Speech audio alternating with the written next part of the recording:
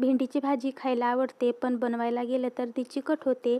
आज आपण थोड्याशा टिप्स बघणार आहोत, ज्याच्यामुळे भेंडी अजिबात चिकट होणार नाही. तर सर्वात अगोदर जेव्हा आपण भेंडी धुतो, तेव्हा तिला चाळणीमध्ये काढून ठेवायची, त्याचं पूर्ण पाणी निथळेपर्यंत.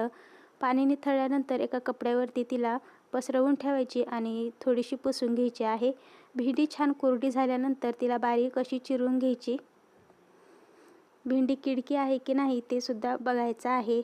तर पहा, आता मी सर्व भेंडी चिरून घेतलेली आहे आणि हाताला सुद्धा ती अजिबात कुठे चिकट लागत नाही आहे. छान कोरडी अशी झालेली आहे. भेंडी अशी कोरडी झाली म्हणजे ती चिकट राहत नाही. आता जेव्हा आपण भेंडी करतो आणि त्याच्यावरती झाकण ठेवतो, तर झाकण आपल्याला एकच वेळेस ठेवायचं आहे. एकदा झाकण काढल्यानंतर वापस भेंडीवरती झाकण ठेवायचं नाही, कारण झाकणाला खालून वाफ लागलेली असते आणि त्याचं पाणी झाकणाला लागलेलं असतं. त्याच्यामुळे भेंडीमध्ये ते पाणी पडतं आणि भेंडी चिकट होते.